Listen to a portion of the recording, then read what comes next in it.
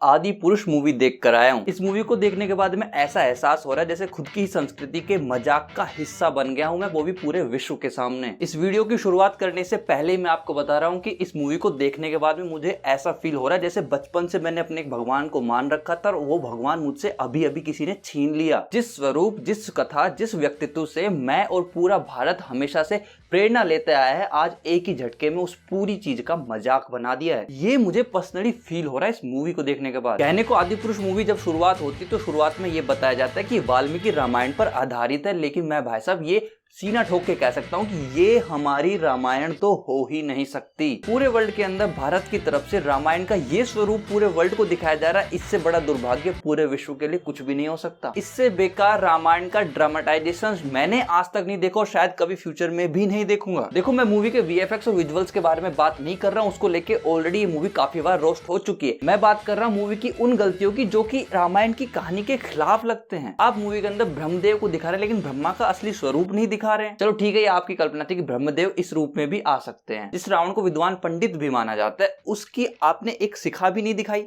अरे कटिंग करी तो करी यार, कम से कम उसकी एक चोटी तो दिखानी चाहिए थी, क्योंकि चोटी का एक अलग ही वैज्ञानिक फैक्ट है। ये रामायण के अंदर भी है और पूरे हमारे पुराणों शास्त्रों के अंदर भी है। रावण के लुक को गेम ऑफ थ्रोन्स की सस्ती कॉपी मैं बोल सकता हूँ। रावण और लंका के साथ जो एक्सपेरिमेंट का बेहुदा मजाक किया है ना डायरेक्टर ने और मेकर्स ने, शब्द नहीं है मेरे पास कि वो कितना बेकार और ओड लग सकता है किसी को। मूवी के अंदर कन्वर्सेशन और डायलॉग्स तो बहुत ही कम रखे गए हैं और जो रखे गए हैं वो तो बात करेंगे अभी थोड़ी देर में उनके बारे में, लेकिन ज्यादातर सीन से वो बस ऐसे चल रहा है कि कहानी को पूरा करना है, पेलम पट्टी चल रही है। भाई साहब, किसी सीन से क्या शिक्षा मिलनी है, क्या सिखाना चाह रहा है, कौन सा कांड क्या चल रहा है, कुछ नहीं बता रहे। कांड बोले तो सुंदर कांड टाइप में बता रहा हूँ, जिस तरीके से विभाजन किया हुआ है। सुपनका वाला सीन दिखाया जाता है। सुपनका पहले राम जी पे ट्राई करती है, लेकिन राम जी फिर शादीशुदा होते नहीं मानते तो फिर लक्ष्मण जी पे ट्राई करती। ऐसा कुछ नहीं दिखाया, डायरेक्ट दिखाया कि दूर से लक्ष्मण जी ने तीर चलाया और सुपनका के नाक को काट दिया। भाई तलवार से काटते, बात बात पे तीर धनुष नहीं उठाए जाते। सीता हरण वाले सीन पे आते हैं और सीता हरण वाले सीन के अंदर मैं बोल रहा हूं कि ये सीन तो किसी को भी बर्दाश्त नहीं हो सकता। सीता हरण वाले सीन में ये दिखाया गया कि भाई साहब जो हमारे राम जी, उन्होंने रावण को ले जाते हुए देखा है, वो भी अपने उस चमगादड़ पर। पुष्पक विमान है मूवी के अंदर, पुष्पक विमान की फोटोज, पुष्पक विमान के एक दो सीन्स दिखाएं, लेकिन पुष्पक विमान से सीता हरण हुआ ही नहीं है। लक्ष्मण रेखा को सत्य रेखा बोला है, सीता माता को सीता कहीं नहीं बोला है पूरी मूवी में, लक्ष्मण को कहीं लक्ष्मण नहीं बोला है, उनको शेष बोला है। और सबसे ज्यादा डिस्टर्ब करने वाला सीन मेरे लिए ये था कि भाई साहब रावण के पीछे भग रहे हैं राम जी और लक्ष्मण जी की हाँ सीता हरण हो रहा है और जटायु उनसे युद्ध कर रहा है और जटायु को गिरते हुए मरते हुए देख रहे हैं। हॉलीवुड की पुराने टाइम की वेब सीरीज या गेम ऑफ थ्रोन्स की वेब सीरीज की तरह भाई साहब नॉर्मल जो सीन्स दिखाएंगे लंका के अंदर, उनके अंदर लोग है वाइन ग्लास जैसे शेप के जो गिलास होते हैं, बर्तन होते हैं, उनके अंदर भाई साहब कुछ पेय पदार्थ पी रहे। भाई कितना कॉपी करे और इतनी घटिया कॉपी क्यों, जरूरत कहाँ है भाई साहब ये सीन्स दिखाने की? आपको रॉयलिटी दिखानी है किसी किंगडम की तो बहुत तरीके, ये कौन सा तरीका है? और उस टाइम पे ऐसे गिलास होते थे। तो आपने मैंने दोनों ने ये बात सुनी होगी, भगवान श्री राम ने जब अपना तीर कमान पे तान लिया था, मतलब धनुष पे चढ़ा लिया था, तो उसके बाद में वो जरूर कहीं ना कहीं साधना जरूरी होता है, उसको ऐसे ही खाली नहीं छोड़ा जा सकता। इस वजह से उन्होंने पत्थरों पे, चट्टान पे वो तीर चलाया ताकि उसमें से पत्थर टूटे और फिर समुद्र में उनको डाला जाए। लेकिन यहाँ पे तो कुछ और ही दिखाया जा रहा है। भाई व्यक्ति या कोई भी योद्धा तीर कमान चढ़ाता है तो उसका महत्व होता है, ऐसे ही कोई नहीं चढ़ाता है। यहाँ बात बात पे चढ़ा लेते हैं, बात बात पे वापस रख लेते हैं। सबरी माता के पास राम जी लक्ष्मण जी स्वयं जाते हैं, ना कि वे स्वयं उनके पास आती है। यहाँ पे तो उल्टा ही दिखा रहे हैं, भाई वे स्वयं उनके पास चल के आ रही है और राम जी को ऐसा शक हो रहा है कि कोई मायावी चल के आ रहा है। श्रीलंका बहुत दूर नहीं है भारत से और वहाँ की ज्योग्राफी को एनालाइज करना आज के टाइम में कोई बड़ी बात भी नहीं है, लेकिन जब वहाँ पे श्रीलंका की बात हो रही है तो भाई साहब वहाँ की लंका को काला दिखाया गया, वहाँ के लोगों को अजीब दिखाया गया। चलो ठीक है, असुर तो असुर ठीक है भाई, पर आप ये तो देखो ना कि जो वेदों में, पुराणों में या शास्त्रों में जो भी लिखा हुआ है उसके हिसाब से तो आप कुछ बनाओ। यदि रामायण का नाम ले रहे हो तो श्रीलंका की अशोक वाटिका का जो वर्णन किया जाता है उस तरीके से अशोक वाटिका नहीं है, ना ही वहां के पेड़ वैसे हैं। ऊपर से पूरी मूवी को 2.5-3 घंटे में कवर करना पॉसिबल ही नहीं है। तो जब पॉसिबल नहीं है तो क्यों सीन्स को बिगाड़ दिया भाई? आदि पुरुष मूवी की जो डायलॉग राइटिंग है वो इतनी चीप लगी मुझे, इतनी चीप लगी कि मैं शायद इमेजिन भी नहीं कर पा रहा था कि यार इतना घटिया डायलॉग राइटिंग मुझे देखने को मिलेगा, वो भी रामायण पे बेस्ड किसी मूवी के ऊपर। मतलब लिटरली इसके अंदर लक्ष्मण जी बोल रहे हैं हनुमान जी से कि बताओ कितने मजदूर हुए जिन्होंने इतने महलों बनाया, इतने टाइम में बनाया। भाई मजदूर ये कौन सी संस्कृत या हिंदी भाषा है? मजदूर वर्ड फारसी का है। इसी तरीके से हनुमान जी का वो सीन आता है जब इंद्रजीत उनकी पूंछ में आग लगाने की कोशिश करता है और वहां पे हनुमान जी लिटरली ये बोल रहे हैं, तेल तेरे बाप का, कपड़ा तेरे बाप का, आग तेरे बाप का, तो जलेगी भी तेरे बाप की। भाई कौन सी भाषा इस्तेमाल करवा रहे हो हनुमान जी से? क्या मजाक समझा है क्या? इतनी अभद्र भाषा और उस टाइम पे कहीं इस्तेमाल नहीं होती। यहाँ तक कि चलो ठीक है, सरलीकरण किया जाता है। संस्कृत अभी आज के टाइम में बहुत ज्यादा लोग नहीं समझते, या मैं तो बोल रहा हूँ कि मैक्सिमम लोग नहीं समझते, लेकिन सरलीकरण भी तत्सम हिंदी तक अच्छा लगता है कि हाँ जितनी लोगों को समझ में आ जाए। भाई साहब संस्कृत भाषा से जो चीजें समझ में आती, जो एक स्पिरिचुअलिटी मेंटेन होती है, वो इस भाषा में नहीं होती है। आप कहाँ की भाषा को कहाँ घुसेड़ रहे हैं। मनोज मुंतशिर जी ने इसके डायलॉग राइटिंग की और उनकी काफी अच्छी कविताओं का मैं मतलब बहुत अच्छा प्रशंसक हूँ, लेकिन आज उनकी ये चीप डायलॉग राइटिंग देख के, उनके शब्दों की चॉइस को देख के मेरे दिल में उनके लिए जो सम्मान था ना वो घट गया। इस आदि पुरुष मूवी के मेकर्स को ये कभी समझ में नहीं आया कि क्या सुग्रीव जी का कैरेक्टर था, क्या जामवंत जी का कैरेक्टर था, क्या हनुमान जी थे और क्या हमारे राम जी हैं। मतलब उनको नहीं समझ में आया। उन्होंने जिस तरीके से इस कैरेक्टराइजेशन को विजुअलाइज किया है ना, जिस तरह की पर्सनैलिटी उनको दी है, तो भाई साहब जामवंत जी लग रहे जैसे कोई रॉकेट हो, सुग्रीव लग रहे जैसे कि किंग कॉन्ग हो, और प्रभु राम कहीं से भी किसी को भी मुक्ति देने वाले व्यक्ति तो नहीं लग रहे इसके अंदर। आपको और हमको सबको पता है कि जब हनुमान जी माता जानकी के पास अशोक वाटिका में मिलने जाते हैं तो वो वहां के पेड़ों को उखाड़ उखाड़ कर फेंकने लगते हैं। जब वहां पे रावण के सैनिक आते हैं तो उनके काबू में नहीं आते, लेकिन जब मेघनाथ आता है तो वो ब्रह्मास्त्र चलाता है और ब्रह्मास्त्र के रिस्पेक्ट के अंदर वो उसके अंदर बंधते हैं। लेकिन यहाँ पे तो कुछ और दिखाया गया। यहाँ पे दिखाया गया भाई साहब ऐसे सुदर्शन चक्र टाइप में भाई साहब निंजा की तरह कुछ फेंका है मेघनाथ ने, और एक जाल सा है और जाल में वो कैद हो गए। अरे यार क्या है ये। मेरा पड़ोसी पूरी मूवी में शांत बैठा, लेकिन इंटरवल के अंदर जैसे खली का ऐड आया मुझे सीमेंट का, वो तालियां बजा रहा था। उसे मूवी से ज्यादा एंटरटेन वो लग रहा था। सीता माता का जिस तरीके से कैरेक्टराइजेशन किया गया और उनका जिस तरीके से डायलॉग दिया गया है ना, कैरेक्टराइजेशन चलो ठीक है, फिर भी हम थोड़ा बहुत कर सकते हैं कि हाँ ठीक है चल रहा है, काम चल रहा है, लेकिन जिस तरीके से उनकी डायलॉग डिलीवरी थी, जिस टोन में थी और जिस तरीके से उनको डायलॉग्स दिए गए, मेरा भाई इतना चीप लग रहा है, इतना चीप लग रहा है। मतलब सीता माता वे कहीं से भी नहीं लग रही। कृति सेनन के ऊपर वे डायलॉग्स 0% शूट कर रहे हैं। डायलॉग तो खैर पता नहीं कौन से नशे फूक के लिखे हैं, रामायण के तो नहीं है। एक सीन के अंदर अंगद और रावण की मुलाकात होती है सभा के, उनकी सभा तो खैर दिखाई नहीं उन्होंने, जो भी दिखाया उन्होंने, कभी तो वो आयरन मैन की तरह ऐसे मास्क पहन के हथियार बना रहा है, कभी नागों में लिपटा हुआ है, वो अच्छी चीज लगी थी मुझे, बट यार उनकी सभा एक बार भी नहीं दिखाई। खैर सीन पे आते हैं, अपने पॉइंट पे आते हैं। अंगद और रावण का आमना सामना होता है, लेकिन वो वाला सीन नहीं दिखाया उसके अंदर जिसमें अंगद रावण अपना पैर ऐसे जमाता है लंका की सभा के अंदर और कोई उसके पैर को हटा नहीं पाता है। भाई जब वो सीन दिखाना नहीं था तो अंगद और उनकी मुलाकात क्यों दिखाई?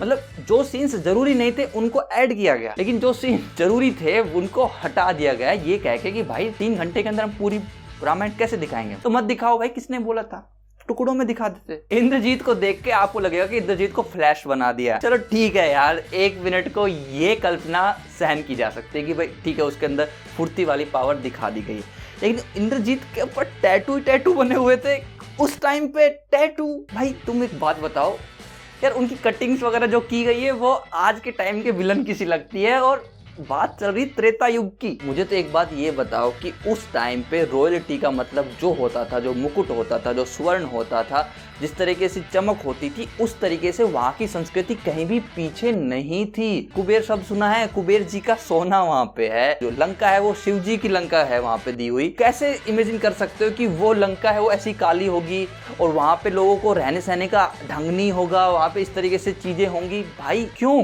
पूरे तरीके से रावण भले विलन हो, लेकिन रावण की भी बहुत सारी चीजों की दुनिया फैन है, और ये वे लोग कभी बर्दाश्त नहीं कर पाएंगे उनका इतना घटिया पिक्चराइजेशन। भाई वहां का कल्चर भी अपने लिए एक खजाना ही था, उसे आप कैसे बेकार कर रहे हो। उस सीन पे आते हैं जिस सीन के अंदर लक्ष्मण जी मूर्छित पड़े हुए हैं, श्री राम जी रो रहे हैं और अब हनुमान जी को संजीवनी लानी है। तो रामायण देखी थी हमने कि जो संजीवनी की बात है वो कौन बताता है? बताओ। वो बताते हैं लंका के एक वैद्य जी, जिन्हें उठाकर लाया जाता है जबरदस्ती। लेकिन इस मूवी के अंदर पता है कौन बता रहा है? विभीषण की पत्नी। और उनका एक डायलॉग आता है जब हनुमान जी पूछते हैं कि भाई साहब संजीवनी कैसे पहचानूंगा, तो उनका जवाब पता है क्या होता है? संजीवनी ना घास है, संजीवनी ना ये है, संजीवनी तो संजीवनी है। ये कौन सा तरीका है भाई किसी चीज को समझाने का? चलो यहाँ तक भी गुस्सा सहन किया गया, लेकिन एक बात मुझे बताओ कि देखो हनुमान जी को सुबह होने से पहले पहले द्रोणागिरी पर्वत से संजीवनी बूटी को लेके आना था। ये आप और मैं दोनों इस चीज से सहमत हैं। मूवी के मेकर्स ने पता नहीं क्या तो दिमाग लगाया, उनको भेजा द्रोणागिरी पर्वत, श्रीलंका से लेके हिमालय पर्वत के बीच में इतना टाइम जोन का तो गैप नहीं है कि यहाँ पे रात हो रही है और वहां पे दिन हो जाए। उनको दिखाया गया कि वो दिन में पर्वत उठा के ला रहे हैं और फिर वापस रात में पहुंच रहे हैं। और पर्वत उठाने की वजह ये थी कि उनको संजीवनी बूटी की पहचान नहीं हो पा रही थी। लेकिन इसके अंदर ये दिखाया कि भाई साहब अब युद्ध के अंदर बहुत से लोग मरते रहेंगे, कटते रहेंगे, तो संजीवनी बूटी की बराबर जरूरत पड़ती रहेगी, इसलिए पूरे संजीवनी बूटी के पर्वत को उठा के लेके चलो, खूब बूटी खाओ। हंसी आ रही, गुस्सा, बताओ, मैं भी कंफ्यूज हूँ। मैं ये बोल सकता हूँ कि मूवी के मेकर्स ने लिटरली जीरो पढ़ाई की है, लेकिन पूरी टीम में किसी ने पढ़ाई नहीं की। पूरी टीम ने पुरानी महाभारत रामायण कुछ नहीं देखी। अरे यार, सूर्योदय और सूर्य अस्त का बहुत बड़ा मतलब होता है युद्ध के अंदर, और इसके अंदर पता ही नहीं चलेगा आपको कि कब तो सूर्योदय हो रहा है, कब सूर्यास्त हो रहा है। VFX को छिपाने की आड़ के अंदर सब कुछ में अंधेरा ही अंधेरा कर रखा है। हम 3D में देख रहे थे तो थोड़ा बहुत यकीन हो रहा था, यदि यही मूवी 2D में देखता तो सब कुछ कार्टूनिश ही लगता। अभी भी लग रहा था, लेकिन बहुत ज्यादा लगता था। मैं लिख के दे सकता हूँ। पर मुझे ये बताओ कि बात त्रेता युग की हो रही है कि ये कल युग की हो रही है। त्रेता युग के अंदर युद्ध के नियम होते थे, नियम के अनुसार युद्ध होते थे।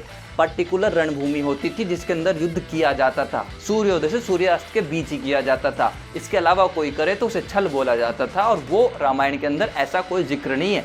लेकिन यहाँ पे पता है क्या दिखाया गया है? ये 12 या 14 दिन का कुछ युद्ध था, उसको एक दिन की कहानी बताई गई है। ऐसा कुंभकर्ण, रावण और मेघनाथ तीनों का एक दिन में वध करना है। स्ट्रेटेजी बांटी जा रही कि हम रावण की लंका पर चढ़ाई करेंगे। भाई, लंका पे युद्ध नहीं हुआ था, रणभूमि में हुआ था। ऊपर से इन्होंने कुंभकर्ण को हनुमान जी के साइज का दिखाया। मतलब हनुमान जी जब नॉर्मल साइज में होते हैं उसी साइज का कुंभकर्ण दिखाया है। भाई, कुंभकर्ण बहुत बड़ा था, बहुत बड़ा। ये मेकर्स की सोच की तरह नहीं था। मैं रोस्ट नहीं कर रहा हूं, बस मेरी फीलिंग्स है ये, मैं रो नहीं रहा हूं। जिस सुपनगा की नाक पहले काटी गई थी तीर से, भाई साहब एंड के सीन में जब रावण युद्ध के लिए जाता है तो वो उनके अभिषेक के लिए आती हैं, तिलक करने के लिए आती हैं, तो उनकी नाक उस वक्त तो हमें नॉर्मल दिख रही है। हाँ, मैं थक जाऊंगा, रोने लग जाऊंगा, पर इस मूवी की गलतियों को पूरा नहीं गिना पाऊंगा। इतनी गलतियां हैं कि जितनी YouTube वीडियो देखोगे उतनी गलतियां निकल के आएंगी। तो रामायण पे मूवी कैसी होती है ये नहीं, रामायण पे मूवी कैसी नहीं होनी चाहिए ये देखने जरूर जाया जा सकता है। देखो, मेरी तरफ से एक साफ सुथरी और बड़ी सारी कुंभकर्ण के साइज की ना है। यदि आज के टाइम पे भी आप रामानंद सागर जी वाली रामायण को देखोगे ना, तो आपको उससे बहुत कुछ सीखने को मिलेगा। वो स्पिरिचुअलिटी फील होगी, आपको लिटरली फील होगा कि हाँ, ये संवाद जो चल रहे हैं वो किसी रामायण से हैं। उस रामायण के अंदर आपको राम कथा का ठीक नाटकीय रूपांतरण मिलेगा, बजाय इस आदि पुरुष मूवी के। यदि इस आदि पुरुष मूवी को देख लेते हो ना, तो पता है आपके साथ क्या होगा? जो रामायण आपने पहले देखी उसको देख के जो फील आता था ना, वो फील ही खराब हो जाएगा। देखो, भले मूवी में लाखों गलतियां हैं, लेकिन राम जी का नाम कहीं पे भी लिया जा रहा है तो किसी भी तरीके से गलत नहीं है। राम जी का नाम लो,